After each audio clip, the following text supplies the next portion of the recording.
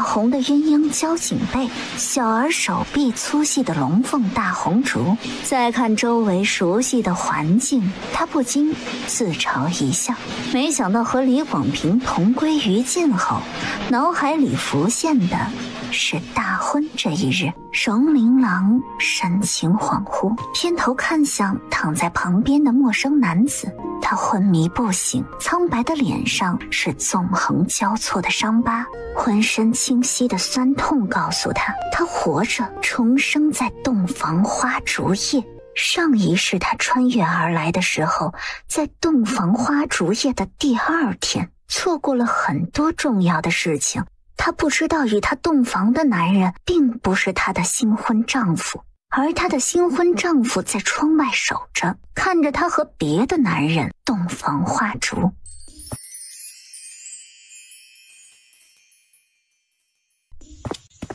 没动静了，赶紧进去把人扔了。是李广平的声音。荣琳琅收回思绪，赶紧闭上眼睛。李广平和他的结拜兄弟吴起从外面进来。没想到啊，这个臭叫花子还挺厉害的。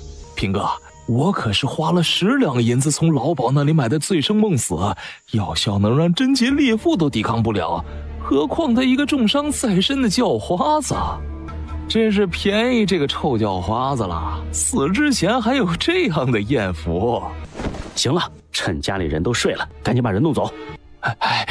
平哥，你真是太亏了，女人嘛，吹了蜡烛都一样，何必便宜一个乞丐？杀猪匠的女儿胖得跟猪一样，多看一眼我都觉得恶心。荣家挟恩图报，只有这样羞辱她，才能解我心头之恨。怎么，你看上了那头猪，想回去睡了它？怎么会？我从来没有这个想法。平哥讨厌的人，兄弟我也讨厌，他只配乞丐。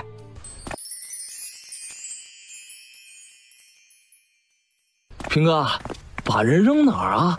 扔河里。2个混蛋抬着人出了院子。荣琳琅松了口气。你才是猪呢，你全家都是猪。荣琳琅吹灭了蜡烛，轻手轻脚地出了院子，追上了李广平2人，跟在他们的后面，眼看着他们把人扔进了河里。走，喝花酒去。你真不回去了？回去干什么？去面对那头猪。辛苦兄弟，今晚不醉不归，我请客。2人勾肩搭背地走远了，荣琳琅这才脱了鞋和外套，跳入了河中。看在你是我儿子亲爹的份上，才救你啊！你可争口气，别死了。男人终于咳嗽了2声，有了微弱的呼吸。荣琳琅艰难地把人背上。长这么高，腿这么长，累死我了。若不是身上伤痕累累，他应该是一个好看的男子。哎呀，可千万别是出逃的犯人呢。回去检查一下，有没有囚犯的印记。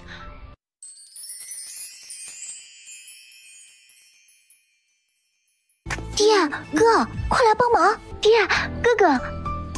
听到女儿的声音，荣百文以为是自己做梦呢。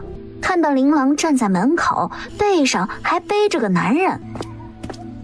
哎呀，闺女儿啊，今晚不是你的洞房花烛，你怎么背了个受伤的男人回来呀？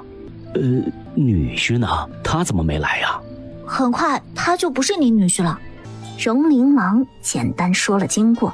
听了女儿的讲述，荣百文哪里忍得下这口气，立刻要去找李广平算账。爹，救人要紧啊！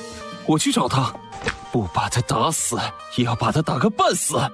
李广平和吴起在一起，他俩都有功夫在身，爹和哥哥不是他俩的对手。再说花楼里有打手，不是谁都能进去的。明的咱们打不过李广平，只能来阴的。爹和哥哥稍安勿躁，我已经有了对付他的法子，不要去打草惊蛇，我们先救人。义儿，你妹妹说的对，现在不是收拾一顿李广平就能解决问题的事情。今晚的事情不能声张，不然反倒成了李家拿捏琳琅的把柄。荣琳琅宽慰了父子俩几句，把男人脸上和胸膛仔细检查过，没有被墨刑的痕迹，不是作奸犯科、十恶不赦的犯人。啊，爹，给猪吃的草药还有没有啊？它起热了。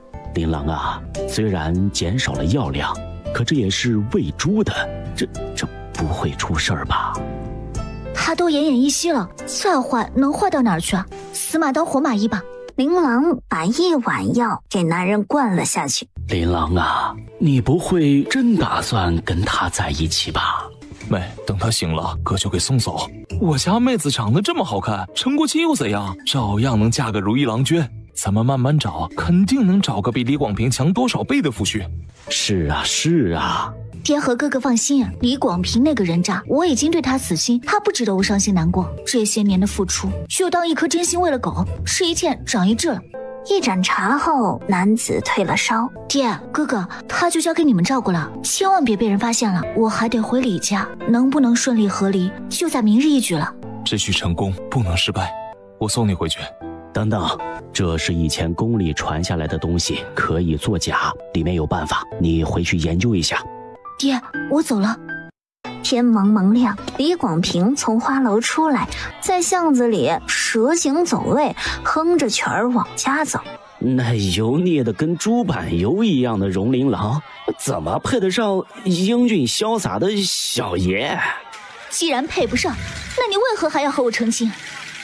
新婚夜，洞房花烛，你抛弃新婚妻子，去花楼找姑娘喝花酒。李广平，你瞧不上我荣琳琅，我看你也是个种猪。你怎么在这儿？我怎么就不能在这儿？昨晚宾客走了之后，你就不知所踪，让我独守空房一夜。我在这里等你回来，等你给我一个交代。既然你看不上我，何必娶我？娶了我，又让我独守空房，是何道理？李广平啊，你是不是觉得我们荣家好欺负？我荣琳琅好欺负啊？这些年你们一直不履行婚约，觉得我们荣家是杀猪卖猪肉的低贱，你们好得到哪里去啊？不过是个破落户，自命清高。原本我们荣家打算退婚，当年我爹在山上从野猪口中救下你爹，差点被野猪顶断了脊椎骨，狂奔下山累到虚脱的事情就这么算了。结果呢，你父母知道你要跟着军队去边关，害怕你死在边关，想要给你留个种，求到了我荣家。我爹和我同情你爹娘可怜的父母心，答应了婚事，一切从简，仓促地完成了婚事。我们荣家对你们李家仁至义尽，你就是这样对我荣琳琅，如此羞辱于我吗？恶心我！你别娶我呀！你要敢退婚，我荣琳琅还敬你是条汉子。呸！没有担当的缩头乌龟，嫁给你这样的男人，真是倒了8辈子霉。周围的邻居都跑到门口看热闹了，纷纷对着李广平指指点点。哎呦，琳琅啊，你别闹，可能有什么误会啊。没有误会，我为什么不能闹？就你们能算计我荣琳琅，让我当冤大头，以后在你们李家做牛做马？算盘打得可真好啊，把我们当傻子呢。最坏的就是你这个老婆子，去我家跟我爹说的天花乱坠，好话说了一箩筐，让我们信了你。今天不给我一个交代，别想我就这么算了。荣琳琅，你敢推我娘？你是活腻歪了你！你们一家龌龊下流！他假装来拉我，其实偷偷下狠手掐我。瞧瞧，都掐死了，我还要对他客气，跟他说一声你掐得好，继续掐。哟，这李婆子一向心狠手辣，我家娃去他家门口玩了一会儿，哟，回家那身上被他给掐得紫了一片，他死不承认呐！哎呦，娶儿媳妇回来受活寡不说，欺负人还要按下黑手，真是黑了良心呐！是啊是啊。看热闹的邻居们纷纷指责李家不做人。琳琅，刚才是娘着急下手没个轻重，真不是故意的，你原谅娘一次吧。有什么事情咱们进来说，别让外人看了笑话啊！回家。进去可以，你当着街坊邻居的面给我跪下磕3个响头，我考虑考虑。荣琳琅，你不要太过分。你不进去，那就请个稳婆过来验身，就能知道我昨晚有没有跟你圆房了。已经不是清白之身，他就不敢再闹。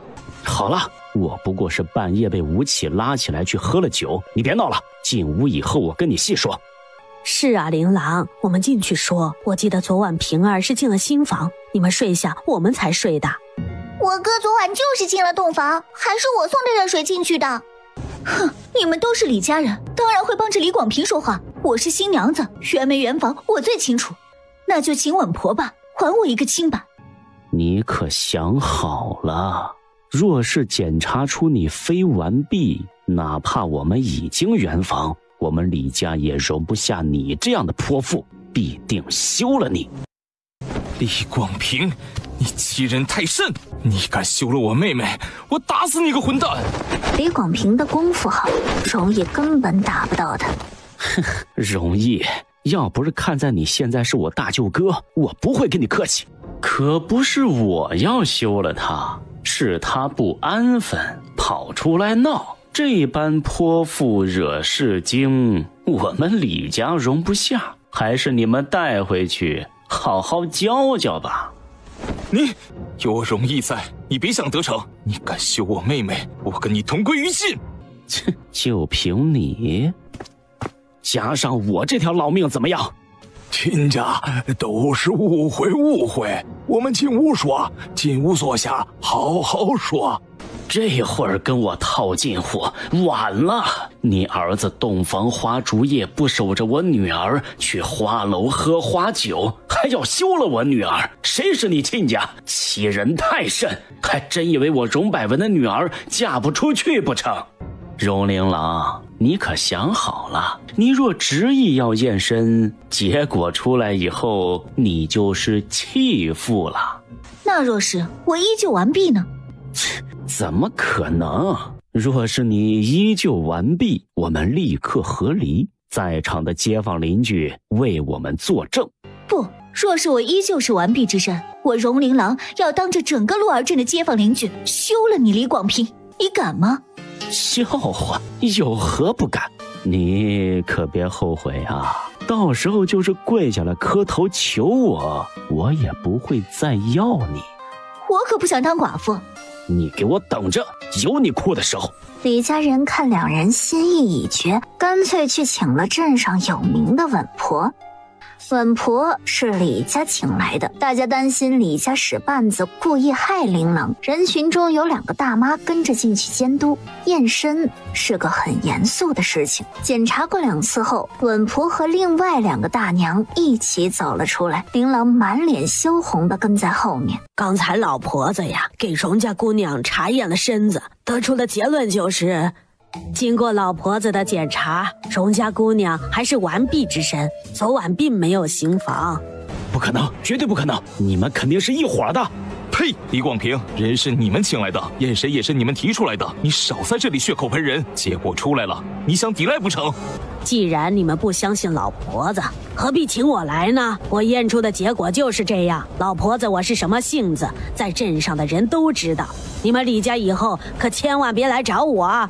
气得稳婆放出话，愤怒离去了。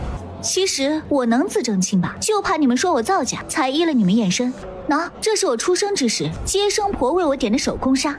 李广平，你如此对待我女儿，也不怕天打雷劈？你们李家欺人太甚啊！亲家，这事儿我们好商量，好商量啊。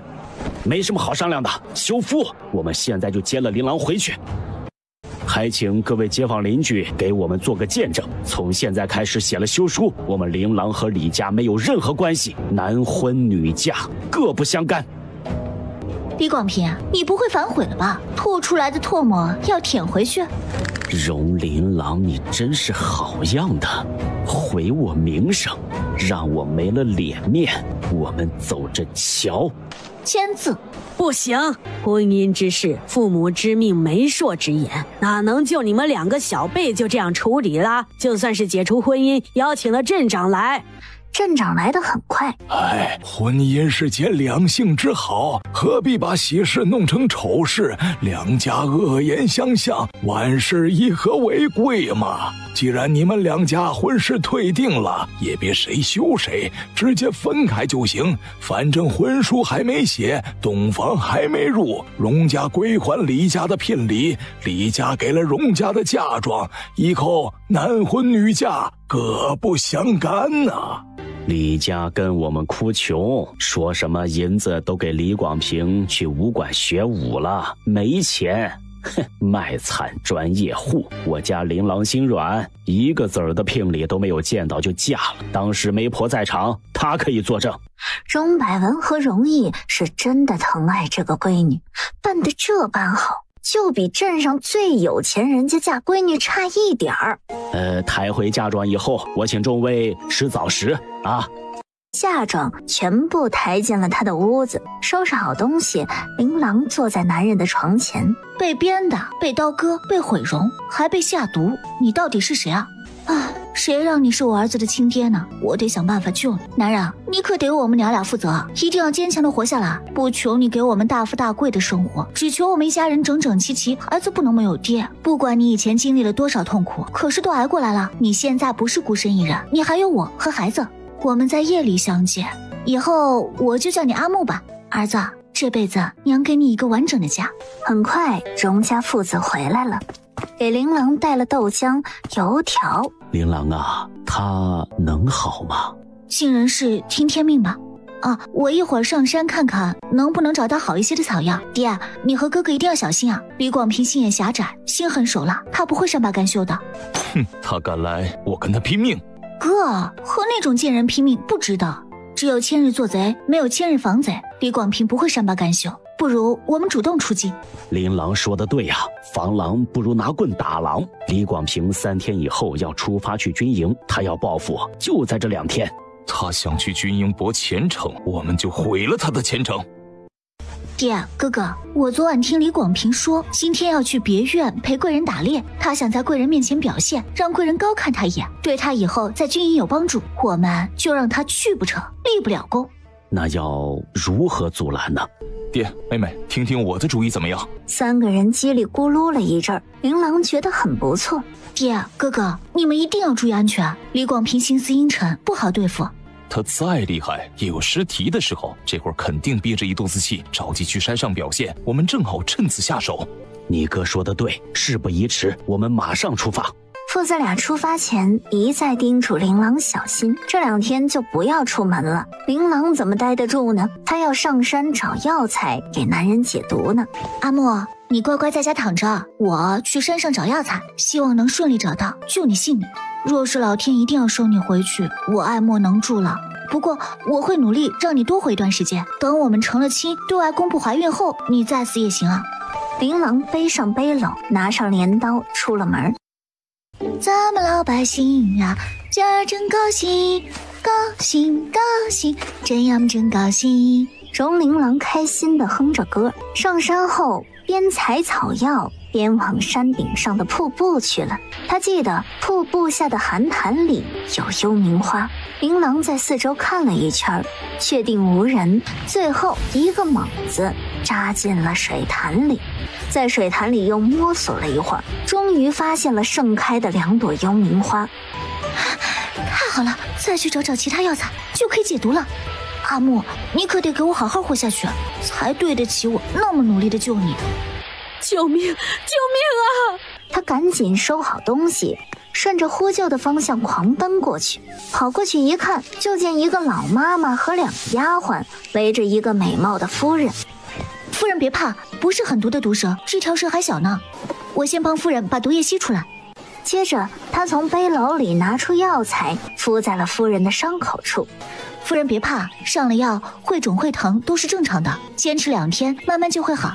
若是不放心，夫人下山后再找大夫看看。谢谢姑娘，多谢姑娘出手相救，要不然今天恐怕是要吃些苦头。是夫人不嫌弃我笨手笨脚，对我信任。您是打算去那边看瀑布的吧？正是。听说鹿儿镇后山瀑布风景优美，夏天的时候很是凉爽，便上来看看美景。你应该找个当地人带路，从这边并不好走。我每天在山上跑，有力气。我背夫人下山，顺便从那边走走，让您看一眼瀑布，也算是不枉此行了。有劳姑娘了。没事儿，送佛送到西，谁没个有困难的时候呢？我极少出门，没想到第一次出来就被蛇给咬了，幸好遇上了琳琅姑娘，不然可就麻烦了。这可能就是缘分吧。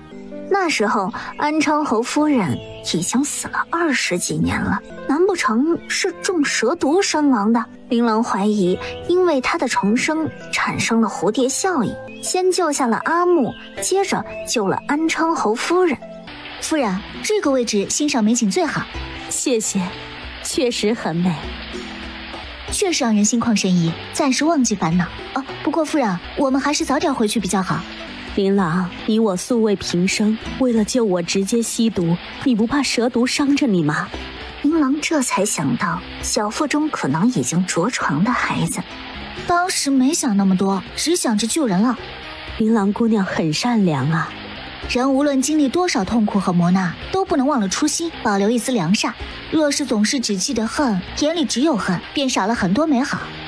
琳琅姑娘说的是，我家有4个小子，个个文武双全，倒是让我省心。原本有个宝贝闺女儿的，在她2岁的时候落水，生死未知。若是还活着呀，和琳琅姑娘一般的年纪。吉人自有天相，小姐一定没事，缘分到了，夫人和小姐就能团聚了。夫人，你还是要找专业的大夫看看啊。我们有随行的大夫，不过我相信琳琅姑娘的医术。辛苦你背了我这么久，衣裳都汗湿了。走吧，随我一同进去换身衣裳。多谢夫人，背上背篓就看不见了，无需更换。我们没那么多讲究，家中还有事，我就不进去了。琳琅姑娘，等等。我和琳琅姑娘一见如故，你对我又有救命之恩，这块玉佩送给你。夫人，是太贵重了，我不会收的。救您不过是举手之劳，也算是积德行善，哪里能收您这贵重的东西啊？我家中父兄恐怕等着着急，就先告辞了。您若是需要我帮忙，可去镇上荣记猪肉摊寻我。这孩子眼神清澈，明明过得不是很好，却不贪财，是个好姑娘。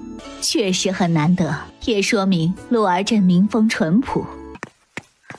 元芳小姐，夫人被毒蛇咬伤，身体不适。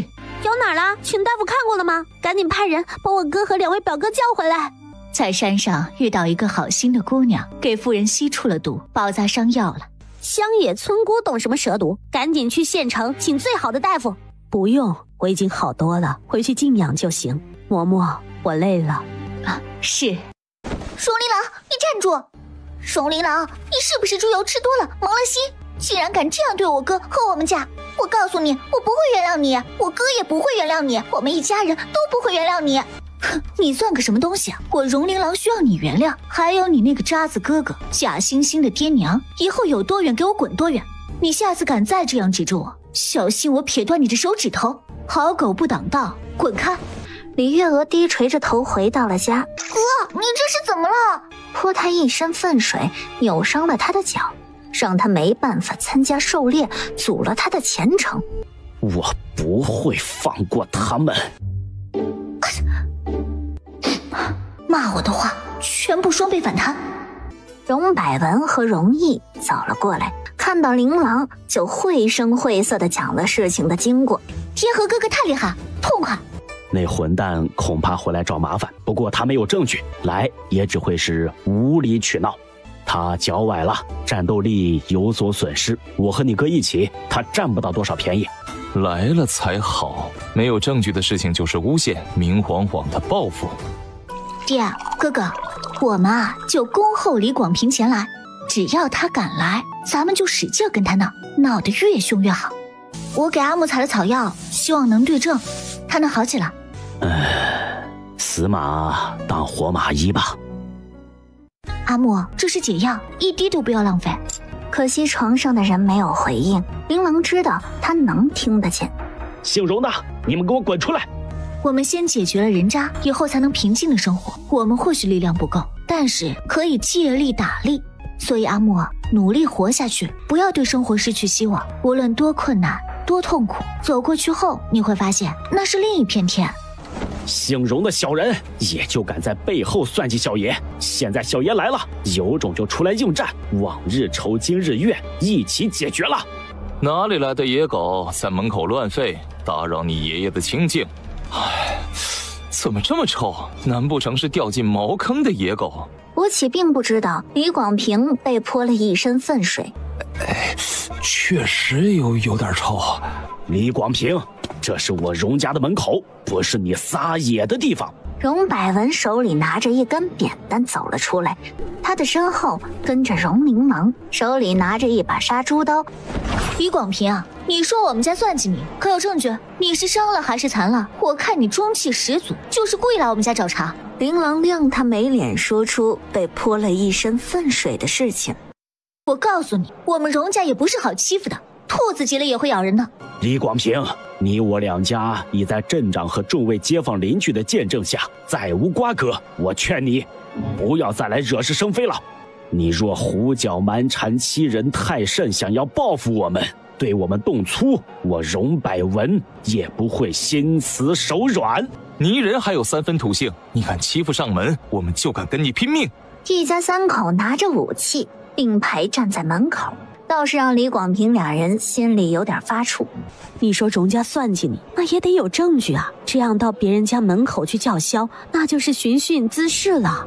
李广平，你屡次欺负我们荣家是何道理啊？还是说你是得了谁的势，这般不把我们放在眼里？之前明目张胆的骗婚，你不喜我，却想让我嫁去你家做牛做马，吸我们荣家的血，让你父母和妹妹在镇上无人欺凌，过上安宁的日子。可惜了，被我们看清了你的真面目，退了婚事。你们不服气，就这般明目张胆的欺辱上门。听说你攀上了山上别院的主子，还没当别人家的狗呢，就跑到这里来狗吠。瞧着你这副奴才样儿，别的没学会，仗势欺人的本事倒是无师自通啊。真为你以后的主子感到悲哀，有你们这些狗在外面作威作福，再好的名声也没了，遇上你简直倒了8辈子霉了。欺软怕硬的狗，若是真跟你主子上了战场，恐怕也是个贪生怕死的小人。荣琳琅，你少在这里叫嚣，老子可不会怜香惜玉，惹恼了我，女人照打不误。我也不怕告诉你，我身后那是安昌侯府，后天就要跟着我家公子出发，先去京城，然后去边关。知道什么是护卫兵吗？小爷告诉你，就是近身保护公子的护卫。小爷我功夫好，被公子看上。小爷我呢，也不是小气的人。这样吧，你们3人一起跪下，给小爷我磕3个响头，说一声你们错了，我再考虑原谅你们。哼，还没给人当奴才呢，就在这里耀武扬威，就你也配？看来你们是敬酒不吃，吃罚酒了，要么跪，要么死。哟，好大的口气！我看谁敢让我门公跪？哼，还要人死怎么？晋朝的法律是你写的不成？围观的群众转身看过去，哎呀，这几位公子长得也太英俊潇洒，气宇轩昂了吧，一看就知道身份不一般呢。最关键的是，他们看都没有看李广平一眼，径直走到了荣琳琅的面前。恩公，你们是不是认错人了？我不记得有救过你们，和公子们也是第一次见面。荣姑娘今日上山，可是救了一位被蛇咬伤的夫人。哦，您是那位夫人家的公子吧？难怪如此面善。正是家母，在下是安昌侯府大公子苏锦瑞，这3位是在下的弟弟苏锦臣、苏锦年、苏锦尧。草民见过4位公子。见过4位公子。快免礼。苏大公子，夫人后来可请了大夫看过？我那3脚猫功夫，怕耽误事情。多谢姑娘关心，家母的伤已经好多了，再慢慢消肿。若不是姑娘救治及时，家母恐怕要受很大的罪。请大夫看过后，夸姑娘处理得非常好，药用的恰到好处。啊，当时情况紧急，我没想那么多，举手之劳，4位公子不必客气，夫人好转，我就放心了。礼物你们也拿回去吧，山上一些不值钱的药材，不用这么客气。是啊，4位公子，举手之劳啊，你们千万不要客气啊。琳琅救人也算是为自己积攒了福气嘛。4位公子若是不嫌弃，请进屋内坐一会儿，喝口茶水吧。那就打扰了。不过有人打着我们的旗号在外面欺压百姓，先把这件事处理好了，再喝茶不迟。你是何人？胆敢冒充安昌侯府的人呢？在这里狐假虎威！大公子啊，小的真是被荣家人算计，来找他们理论，不是来打击报复啊！要么跪，要么死，本公子都好怕怕呢。啊，小的不敢，小的不敢。我怎么不记得安昌侯府有招什么护卫队？你们呢？苏锦臣和苏锦年摇头。还能是谁呀？肯定是顾家那位呗，打着咱们家的旗号给自己招人呗。这银子呀，还得是咱们出。胡闹！立刻给我解散了。属下立刻去办。原来还有这样的事情，真不是大丈夫所为。像你这样的人，若是进了侯府，也是个搅屎棍。敢拿侯府的名声在外骗婚欺压百姓，品行不端，与恶霸有何区别？来呀，打他20军棍，此生不得入军营和衙门。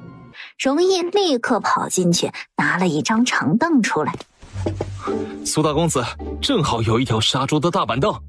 哎呀，哎呦，大公子，哎呀，大公子饶命！哎呦，不敢了，哎呀，我再也不敢了！哎呦，在场的所有人看着都疼，吴起更是吓得一屁股坐在了地上。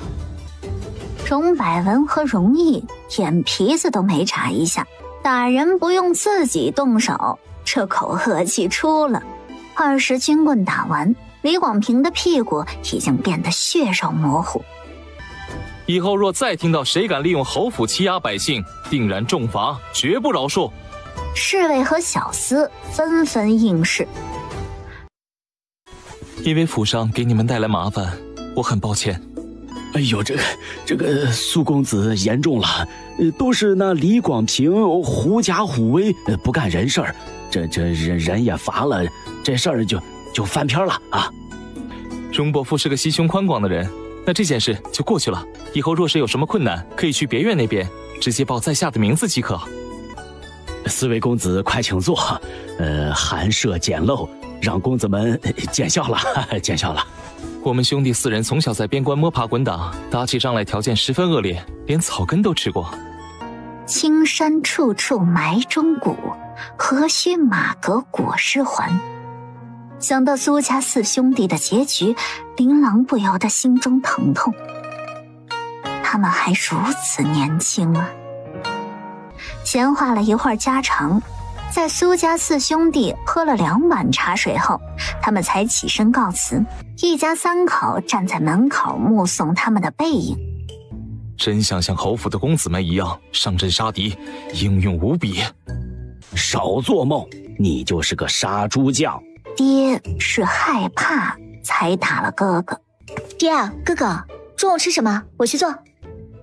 今儿是个好日子，高兴，我去杀只鸡庆祝一下。臭小子，还不赶紧帮忙？都是那个爱签到的荣琳琅，平儿被他害成这样，他就是个毒妇啊！哎呦，哎呀，荣家毁我，此仇不报，我就不是李广平。哎呦，儿啊，你可千万不要轻举妄动啊！现在荣家有侯府撑腰，咱们不是他们的对手。你先养好伤是最重要的，你功夫好，肯定会有贵人看中，你一定能成功。荣家3个贱人，给我等着，等我忍辱负重，再将你们踩进泥沼里。哎呦，哎呀，荣琳琅、荣百文、荣毅，以后不是你死，就是我亡。爹，哥哥，你们相信有前世今生吗？成亲那晚，我被药倒后做了一个很长很长的梦，梦里是我和李广平成亲后的事情。我醒来后看到身旁躺着的阿木，我才相信那不是梦，那是警示，是我的前世提醒我不要再重蹈覆辙。趁现在，我去剁了李广平。为一个混蛋把自己给葬送，不划算。你冷静一点，听你妹妹怎么说。妹妹，你打算怎么弄死那龟孙？现在已经扭转了前世的命运，接下来我们要强大起来，才不会被牵着鼻子走。爹和哥哥都跟我练武吧，有自保的能力，我还会做一些药粉给你们，用来防身。琳琅说的对呀，要有自保的能力，杀猪只能解决温饱。我明日就去县衙干我的老本行。我打算去侯府别院看看，只要他们需要人，我干什么都行。不行，我宁愿你是个杀猪匠，也不要你去当奴才。就是啊，当奴才没有尊严，打杀都看主子高兴，而且子子孙孙都是奴才，抬不起头。哥，你的志向应该往别的地方看，指望别人不如强大自己。我会跟着妹妹好好练功夫。这还差不多，我哥一定会有更好的前程。还有爹，我可不想您再次为了保护我，给自己带来更大的危险。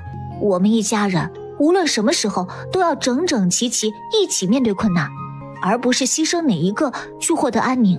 爹，咱们都好好的。傻丫头。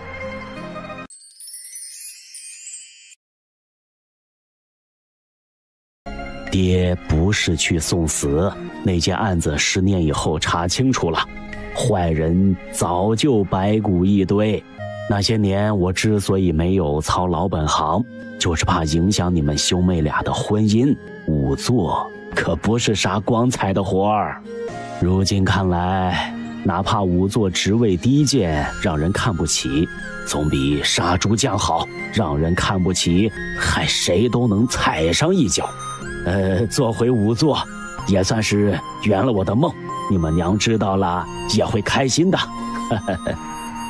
阿木的身份是个很大的问题，爹去当仵作的另一个原因啊，是给他弄个身份回来。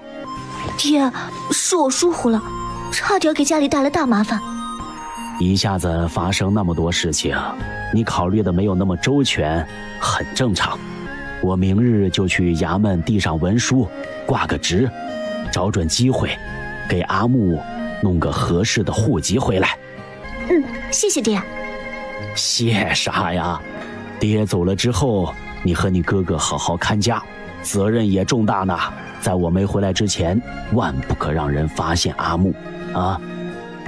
琳琅用手头的东西做糕点，简单的几种花型倒是漂亮可口。这东西送给侯府，拿得出手。让你哥陪你去。好。路上，琳琅跟容易说起武举的事情。哥，你先跟我练着，等有钱了，给你请个专业的师傅，到时候参加武举，考个好名次，到时候你想进军营，我不拦着你。妹妹，我会努力的，哥定不会让你失望。琳琅正打算说好，瞧见前面的来人，迅速拉了容易的胳膊，躲进了一旁的草丛里。走在前面的是顾元芳的狗腿子，他带人去镇上做什么呀？等人走远了，琳琅将那3人的身份告诉了容易。我有种直觉，他们应该是去李家。走，我们跟上去看看。兄妹俩远远地跟在后面，眼看着他们进了李家。低贱的狗东西，敢在外面惹是生非，坏了我家小姐的好事儿！给我砸，给我打，让他们长长记性！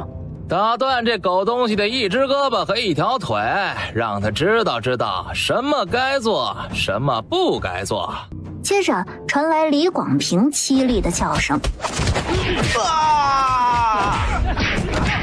容易吓得目瞪口呆，听得差不多了，琳琅拉了哥哥离开。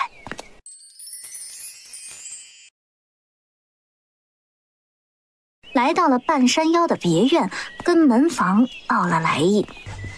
琳琅姑娘稍等，我立刻去禀报夫人。很快，跟在宋氏身边的大丫鬟春杏笑盈盈地走了出来。琳琅姑娘，容公子，快里面请。多谢。兄妹俩被春杏带着一路来到了主院，宋氏坐在罗汉床上，身边两侧是4个英武不凡的儿子。琳琅刚踏进门槛，一个粉红色的身影飘了过来。你就是救了姨母的琳琅姑娘吧？真是太感谢你了，你救了姨母就是我的救命恩人。救夫人是意外，能帮上忙很高兴，也是我的荣幸。4位公子亲自登门感谢，我们一家人受宠若惊。夫人让公子们送了那么多礼物过去，太珍贵了，我们没有别的回礼，做了些茶果子，希望夫人和公子们不要嫌弃。琳琅还有这样的手艺，快拿过来给我瞧瞧。春华秋实，简单做了几个花样子，希望夫人喜欢。里面有柿子，寓意事事顺心，还有2个石榴，寓意侯府多子多孙。这是琳琅的一片心意和期许，希望侯府别像上一世那样人丁凋零。哎呦，这些茶果子可真好看，秀色可餐呢。这么好看的东西哪里舍得吃，摆在这里看，满满欣赏才是。夫人喜欢就好。夫人的伤如何了？不怎么疼了吧？你看，消肿了。大夫说呀，你这个药比他之前用的好很多倍，你处理得非常及时，让我免受了不少痛苦。夫人太客气了。府上有大夫，他就不多说什么，行了一礼，打算退下回去了。宋氏却没有让他离开的打算，拉着他的手，让他坐在罗汉床的另一边。之前听到你的事情，我心里很愧疚，因为府上的事情连累你受苦了。其实我该感谢贵府，让我认清了一个人的本质，不再一股脑钻进去，及时止损。现在退了婚约，侯府给了坏人应有的惩罚，以后可以过清闲日子，我很满足。你倒是想得开呀，也对，事情解决了，咱们就往前看。夫人说的极是，我们身边还有很多关爱我们的人，要好好的，不能对生活失去希望。女子们谈话，宋景睿4兄弟不方便多留，便带着容易去了外面。顾元芳盯着宋氏牵着的那只手，心里十分嫉妒。琳琅姑娘果然是个妙人，难怪姨母喜欢，我也喜欢得紧。琳琅在心里翻了个白眼儿，是挺喜欢整我的，喜欢把我往死里整的那种。别以为刚才你那恶毒的表情我没看到，在这里装什么小白兔呢？我一个乡野村姑，哪里担得起小姐喜欢？是夫人不嫌弃，平易近人，让我进来，倒是沾了夫人的贵气，可不敢沾染你的茶气啊。什么贵气不贵气的，上午没你给我吸毒治疗，我恐怕要遭不少罪。要真计较，是我沾了你的福气。琳琅一看呐，就是个有福气的姑娘。我呀，第一眼看到你就觉得你很面善，越看越喜欢。我也很喜欢夫人，夫人慈眉善目，温柔婉约，一看就是个好母亲。我娘在我5岁的时候去世了，看到夫人就像看到我娘一样。其实我也觉得琳琅姑娘面善，看到你我就想起我那可怜的梨儿妹妹。姨母，梨儿妹妹吉人自有天相，一定能找到的，我每天都为她祈福，她一定会回来的。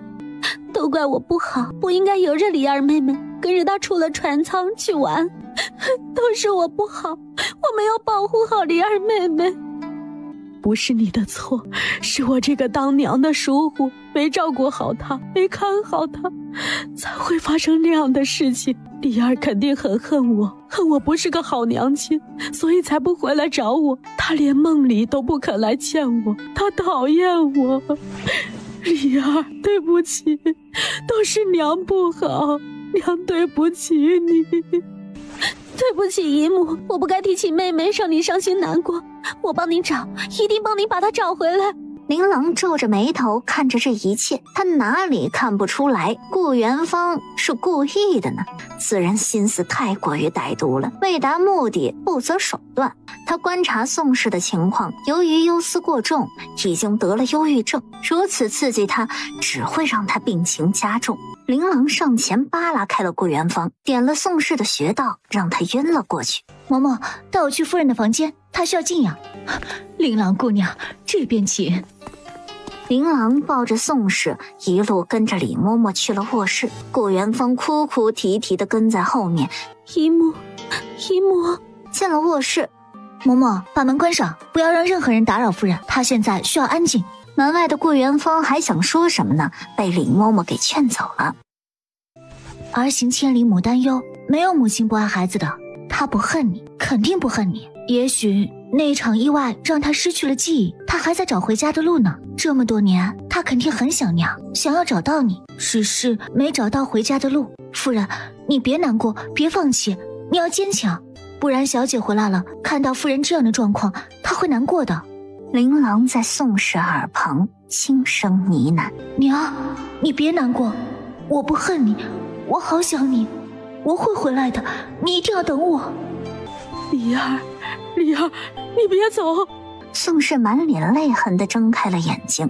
嬷嬷，我梦到李儿了，她说她不恨我，她很想我，她会回来的，让我别难过。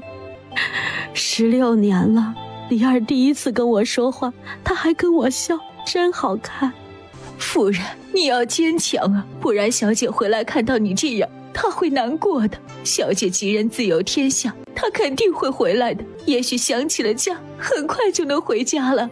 嬷嬷说的对，我要赶紧好起来，用最好的状态等李儿回来。夫人，洗把脸，奴婢再给您好好梳妆。好。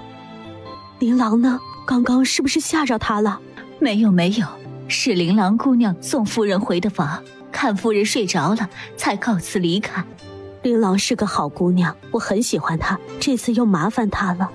是啊，琳琅姑娘还开了个药方子，大公子请了大夫看过了，很对您的病症，已经买药去了。琳琅医术好，我相信她。洗漱后，苏景睿4兄弟过来看望宋氏，把顾元芳送到京城的事情没告诉他。之前打着安昌侯府的名义招揽护院，看在他这些年陪在母亲的身边，苏景睿并没有责怪他。可转眼间，他的几句话就让母亲发病，苏景睿哪里还能留他呀？连同他的丫鬟一同打包送走了。待看到母亲心情好了起来，苏景睿4兄弟倒是十分佩服琳琅，没想到那丫头年纪轻轻，医术却是了得。既然李家的事情如今已经解决的差不多了，荣百文决定明天店铺开张。一儿啊，一会儿跟我去乡下赶猪，琳琅看家。等父子俩离开，是要挣钱，需要药材，还得吃饭，给哥哥请师傅也需要钱。搞钱，卖菜单吧，前世今生都没开过饭馆，但是他爱吃，钻研了不少菜谱，说干就干。琳琅找来纸墨笔砚，一口气写了大小菜谱10个，应该够了。小菜10两，大菜20两，能卖200两银子了。200两银子，琳琅宝贝的收好菜单，坐在阿木的床边。其实宋夫人也是个可怜人，可能是我从小就没了娘，对她竟然生出一股如沐之情啊！我可不是爱慕虚荣啊，就是随心所想对宋夫人好，没想到惹到了那女子，说了让宋夫人难过的话，让她病发。不知为何，看她痛苦，我的心便揪在了一块。我会治好她，让她好起来，等她女儿回家的。可是治好了，明年怎么办呢？苏景睿的死，他根本承受不住啊！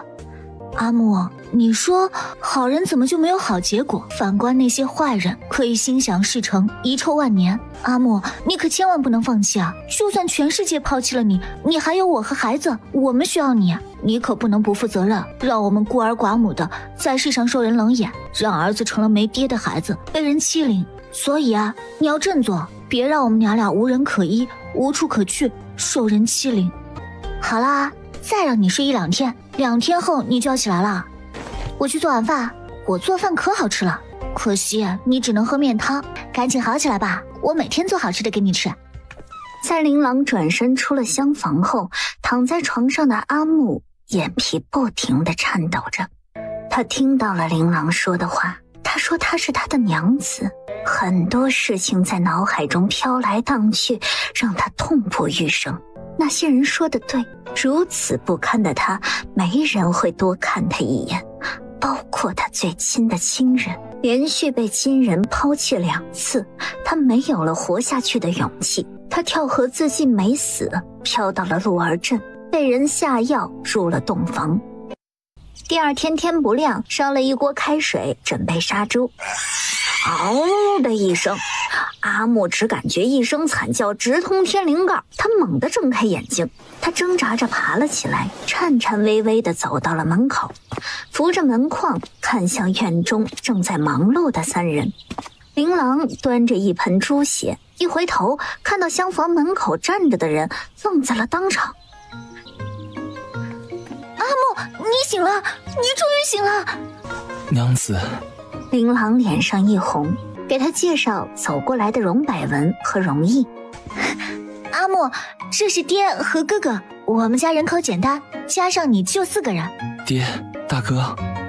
突然成了岳父和大舅哥，父子俩愣了一下，纷纷点头。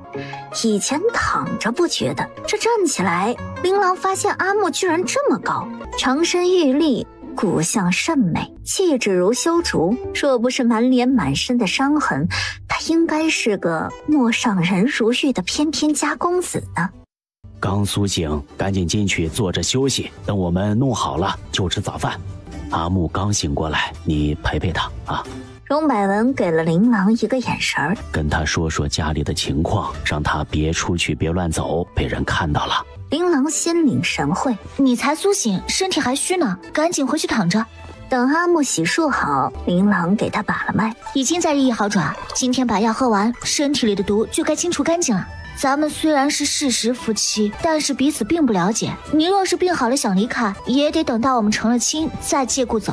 我无处可去，无人相依，只有你了。你说过的话不算数。啊？没有，算数的。你说你不想你们娘俩无人可依，无处可去，受人欺凌，让我赶紧好起来。你说哪怕全世界都丢弃了我，我还有你们娘俩。我没有过去，我只有将来，是你的夫君，孩子的父亲。我没有名字，我只记得你喊我阿木。琳琅明白了他的意思，他抛弃了过去，往后余生只为他们母子而活。好，你以后就是荣琳琅的阿木，我的夫君，孩子的父亲。你现在是黑户，不能让人知晓。你呢，就安心在院子里养病，等爹给你弄来了户籍，你就能自由出入了。好。吃过早饭，荣百文决定去县城。如今阿木已经醒过来，户籍的事情迫在眉睫，我必须今天出发，快则2-3天，慢则4-5天我就回来了。爹，您放心出去办事，家里的生意我能照料好，您别惦记家里。镇上的酒楼生意一般，这是我写的菜单，您做旧后拿去县城的酒楼贩卖，就说是咱们家的传家宝，失传了，只有这么多。琳琅跟荣百文说了价格，得了银子，您在县城买个小院子，自己住着方便。以后我和哥哥去县城，也有落脚的地方。荣百文一张张看过后，很惊讶上面的内容。是不是卖得太便宜了？啊，价格您可以抬高一点，看对方怎么给，反正不能低于我说的价格。琳琅把准备好的干粮和银子递给荣百文。爹，照顾好自己啊，我们等你回来。等我好消息吧。躺在床上的阿木听着外间一家3口的对话，他心里五味杂陈。今天我们有点忙，可能顾不上你，你可以去后院走走。好。你不是累赘，也不是负担，当我救你的那一刻起，你就是我的家人，不要有心理负担。你好起来呢，就是对我最好的报答。夫君，照顾好自己啊，我去忙啦。夫君，阿木心头一热。前面琳琅和荣毅忙得脚不沾地，中途的时候，苏景瑶骑着小毛驴来了。苏家4兄弟，苏景年和苏景瑶是双胞胎，但苏景年看起来比苏景瑶更加成熟稳重。啊，四公子，今天太忙了，我们恐怕没空招待你，不好意思啊。没事儿，我就是无聊出来走走。容易看他走过来。四公子，这边脏乱，别弄脏你的衣袍，您在那边坐着休息吧。不妨事，我也体验一下当老板是什么感觉。有苏景瑶帮忙，好像生意更好了。不过来买猪肉的好像都是大姑娘，还排起了长队。大多数是醉翁之意不在酒，都是来看这位英俊潇洒的公子哥的。到最后提早收工。四公子不嫌弃，中午就留下来吃顿粗茶淡饭吧。那我就尝尝琳琅姑娘的手艺了。我母亲喝了你的药好多了，伤口在愈合，已经完全消肿。她倒是想亲自过来感谢琳琅姑娘，不过身体不允许，就派我来了。若是可以，琳琅姑娘有空的话，多去陪我母亲说说话。我母亲很喜欢琳琅姑娘，她跟你说话，她心情很好。好多年我都没有在她的脸上看到轻松的笑容了，要感谢琳琅姑娘。夫人好起来就好，等得空了我就去别院看她。哥，你招待四公子，我去买点菜回来。琳琅打算做卤肉，去医馆买药材的时候，大夫一眼就认出了她。啊，琳琅姑娘。王大夫好。哈哈，之前你医治蛇毒的法子非常好，我知道我的话很唐突，不过王大夫只管拿去用，方子为的就是治病救人，能帮助更多的人，我很高兴。还有治疗虚症的药方，您可以根据病人的实际情况加减。对于虚症，吃药的同时可用针灸辅助治疗，针灸印堂、神庭、百会、太冲、西门等穴位，也有很好的疗效。啊，琳琅姑娘心胸如此宽阔，倾囊相授，在下佩服。医术学无止境，互相学习研究才有进步啊。琳琅姑娘大义呀。家里还有人等着吃饭，买了卤肉的东西，王大夫怎么也不收钱，没办法，琳琅只好收下。琳琅淘米的时候，阿木慢慢走了进来。你怎么出来了？我来给你烧火，可以吗？我躲着前面过来的，没人看到。你呀，在屋里休息就好，我忙得过来。我想帮忙。会烧火吗？不会。这个是火石，用来点火，你放一把树叶子进去，先放点小木棍，燃起来了再放劈柴。2口锅，一个锅里卤着肉，一个锅里蒸着饭，其他的事情都做好了。琳琅坐在阿木的身边。读过书吗？读过，3岁开蒙，一直读到了12岁。多大了？19。我18。还好，不是小夫君。啊？我这么丑，你不害怕吗？皮囊而已啊，有的人美若天仙却心如蛇蝎，有的人貌丑无颜却心地善良。阿木，我看过形形色色的人，皮囊对我来说并不重要。闻到从后院飘来的香味儿，苏景瑶止住了话匣子。咱妹做了什么好吃的，这么香啊？短短1、2个时辰，琳琅已经变成了咱妹了。苏景瑶要去看个究竟。四公子，后院杂乱，有烟大，您稍坐片刻。阿木在厢房，不能被人发现。没事儿，咱们兄弟哪里有嫌弃的道理啊？今天做了卤肉，时间长了些，让四公子久等了。如此美味，等再久都值得呀。这一顿饭吃得宾主尽欢，临走时琳琅还给他打包了2份。隔壁刘婶子抓了把瓜子儿过来找琳琅。琳琅啊，你还不知道吧？李家连夜卖了房子和地跑了。卖得这么急，看来镇长真是个大好人。镇长就那样，不然他能当那么多年的镇长？哎，琳琅啊，我去李家看过了，一片狼藉，家具啥的都被砸得粉碎。哎，你说不会真是侯府干的吧？侯府那种身份，怎么可能把李广平放在眼里啊？而且安昌侯府的男子个个都是保家卫国的英雄，不会和一个平民计较。不过是教训了李广平一下，让他长长记性。李广平那样傲慢、心胸狭窄的人，不知道背地里得罪了多少人。有人看不惯他，落井下石，痛打落水狗，也不稀奇啊。你说的对，肯定是被其他人报复了。我看着侯府那位四公子很是平易近人呐。哎，你救了侯夫人，四公子为了报恩，想要以身相许。婶子，你当侯府公子都是大白菜啊，到处都是，人家都是名花有主，哪里是我这种退过婚能肖想的？人家来我家是觉得我哥根骨齐家，是个练武的好苗子，想教我哥功夫，也算是报答恩情。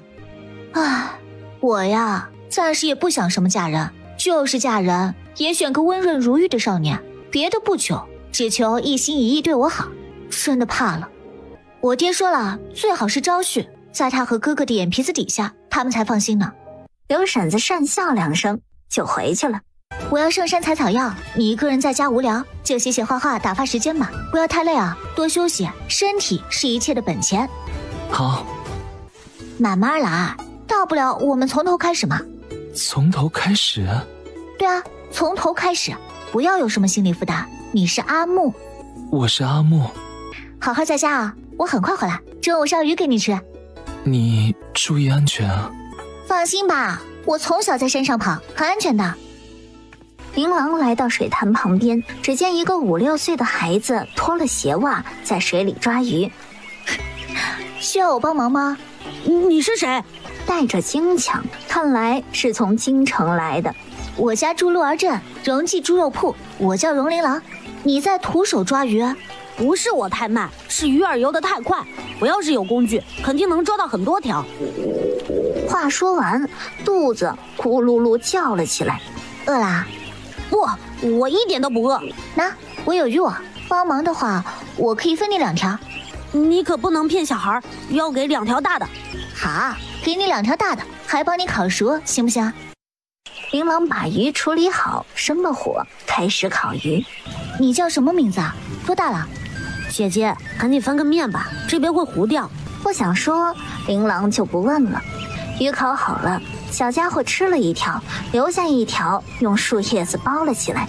爷爷还没吃饭，我要带回去给他吃。姐姐，你还抓鱼吗？我给你帮忙，就只要2条。好啊，你帮忙，我给你2条鱼。谢谢姐姐，姐姐再见。啊，小家伙等等，山上蛇多，小心些。谢谢姐姐，姐姐再见。我家是荣记猪肉，荣记猪肉。直到看不见了小家伙的身影，琳琅才收回了视线，把一串鱼送去了别院，想着顺便看看宋氏的身体状况如何了。你力气太小了，需要帮忙吗？所以没有爷爷，只有你一人。我不想回家，我不想做废物，我没有想抢哥哥的东西，可是娘和哥哥不喜欢我，我爹太忙了，他有好多女人和孩子，顾不上我。姐姐，你别送我回家，我不想回去，那里不是家。所以你离家出走了？他们说只要我乖乖听话，娘和大哥就会喜欢我，可是我那么乖，他们还是很讨厌我。离家出走那天，我才知道我不是娘的孩子，他的孩子难产没了，我是爹从外面抱回来的，我娘难产死了。姐姐，我没有家，没有娘。跟姐姐回家，姐姐的家就是你的家。和姐姐回家吗？姐姐叫我莫儿吧，我今年6岁了。好的，莫儿，我们回家。家里有爹、哥哥、姐夫和我，现在加入莫儿，变成一家5口。不过姐夫现在身受重伤，还不能让人知晓，等姐姐给他治好了，才能和大家见面。姐姐，我不怕，他是我的姐夫呀。姐夫，我是莫儿啊。莫儿，莫儿以后住在我们家，直到他想回家为止。好，要乖哦。知道了，姐夫。7年没写过字，有些生疏了。姐夫写的字真好，比夫子的字好多了。莫儿读过书？读过，还会写字呢。姐夫，前一个有如此才情的还是小公爷，可惜他12岁去北齐当了质子，就再也没有回来了。姐夫怎么比得上小公爷？你看我的字一点风骨都没有。这倒也是，听人说小公爷5岁就能作诗，12岁考中了状元，入了国子监，真是金才艳艳啊！唉，也不知道什么时候小公爷才能摆脱质子的身份，回到景国。你倒是知道的不少嘛，难为你和你姐夫说得到一起，那你多陪陪他，说说话。阿莫，你陪着莫儿，我去做午饭。我帮你。行吧，那就一起。中午吃饭的时候，以后这里就是你的家，有我们一口吃的，就不会少了你。谢谢哥哥。多吃点才有力气啊！明天跟着哥哥我练功夫自保啊！谢谢姚哥哥，我不怕吃苦，我会好好练武。师傅在上，请受徒儿一拜。好了，赶紧吃饭吧。谢谢师傅。呵，这小子比我机灵。没有，我只是脸皮比较厚。下午容易要下乡收猪，苏景瑶觉得挺稀奇的，便和容易一起去了。姐姐，你教我认草药，我就能帮上忙了呀。你看，我们都走了，你姐夫一个人在家，好孤单的。好吧，我留在家里照顾姐夫，陪他说话。今天琳琅要去深山里寻找药材，为治疗阿木的脸做准备。他的脸要做手术。很快琳琅回来了，然后端着烂果子进了屋，就再没出来。这都快半夜了，去厨房看看有什么能吃的。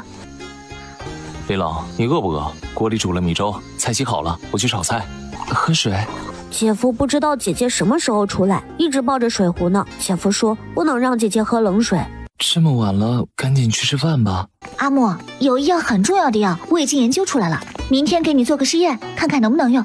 还有一些药和工具需要一段时间，我有把握治好你的脸。你呢？害不害怕？不怕，最坏也不会比现在更糟糕。林朗，我不在乎我的脸，真的。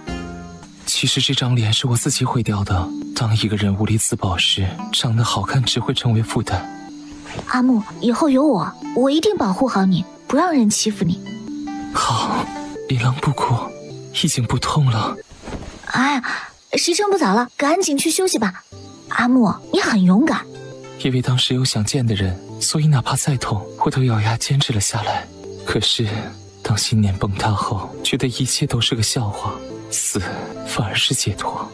阿木，你还有我，还有爹、哥哥和莫尔，我们是家人。阿木，只要你不离，我便不弃。你不离，我便不弃。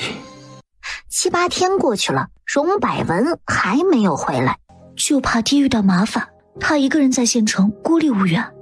爹一向做事稳妥，就算是遇到了危险，他肯定会想办法突然回来告诉我们一声。或许是遇到了什么事情耽搁了，我明天去县城打听一下就知道了。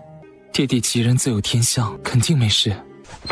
一家人刚睡下，后院门被打开了。爹爹还没吃晚膳，想吃琳琅做的鸡蛋面了。我这就去给爹爹做。荣毅已经给荣百文介绍了莫尔。莫尔啊，以后这里就是你的家，安心住着就是了。谢谢爹。好孩子啊，琳琅啊，这是你交给爹的任务，还好顺利完成了。你数数。爹这么厉害，卖了这么多银子。那是你的菜谱好，值这个价儿。我在县城买了一套院子，院子不是很大，但是环境比较好，住起来安静，没有那些麻烦的邻居。写的是琳琅的名字，你们都没有意见吧？爹，你是一家之主，上面怎么能写我的名字啊？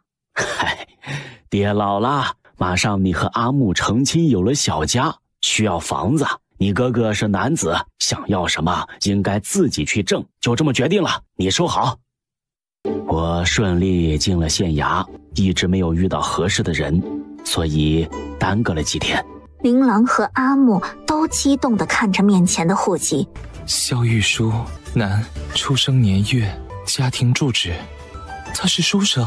这个萧玉书应该是出意外死了，挑灯苦读睡着了，打翻了油灯，发生了火灾。他的身高和年龄呢与你相仿，而且发生火灾以后，脸部和身上烧伤严重，看不出本来面貌。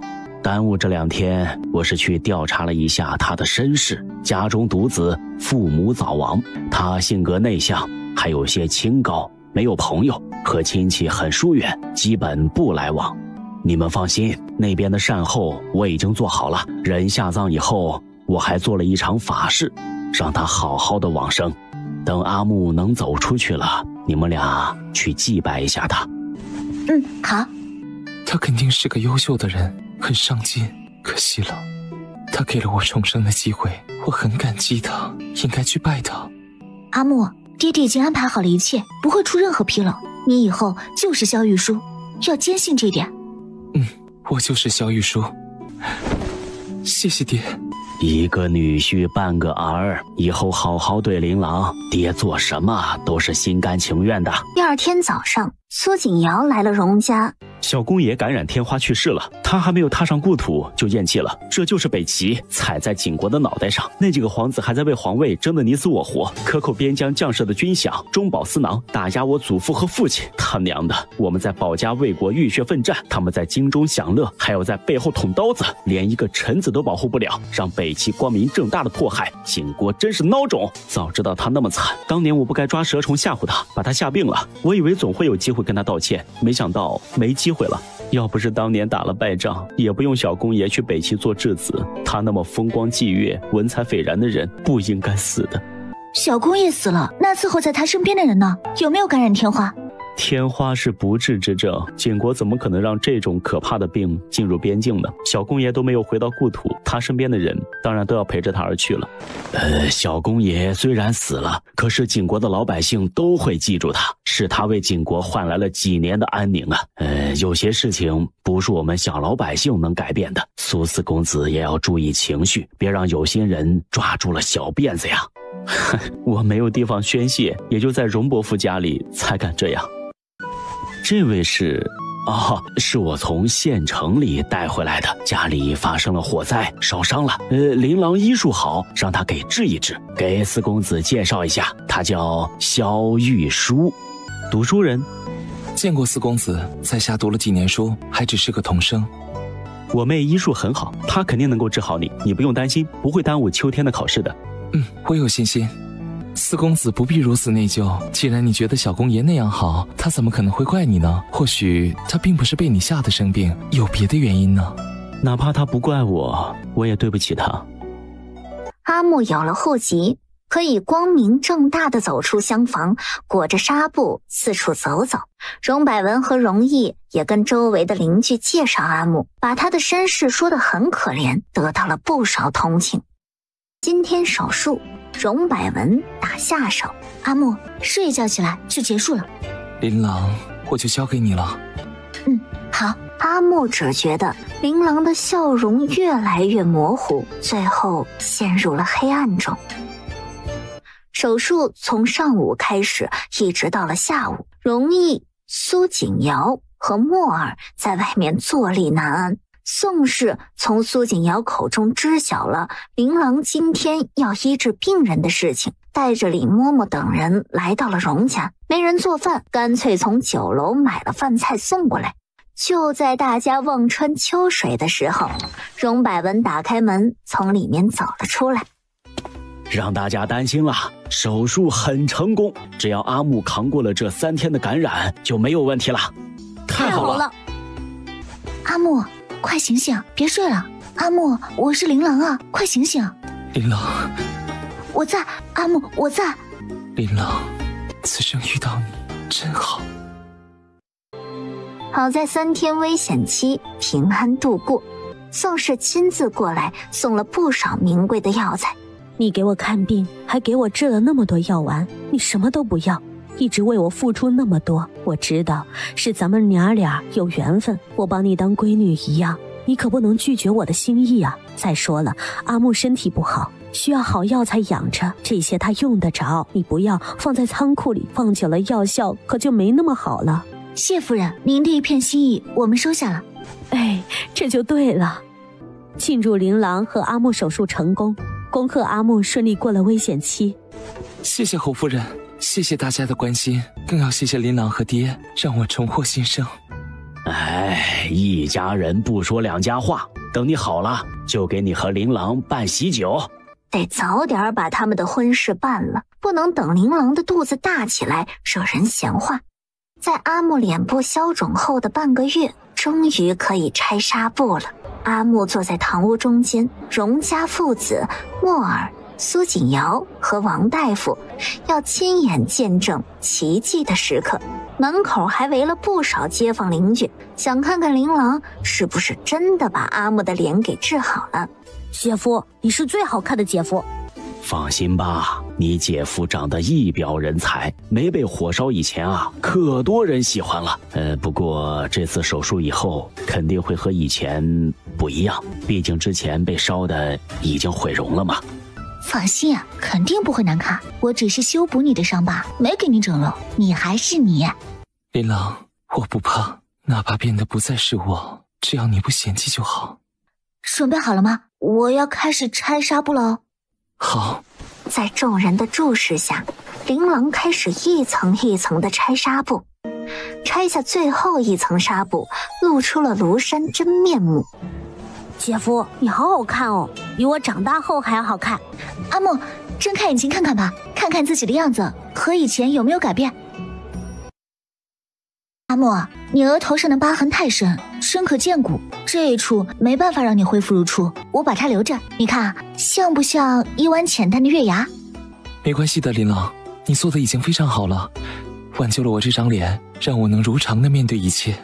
无论我的脸变成什么样子，我都能接受，它就是我。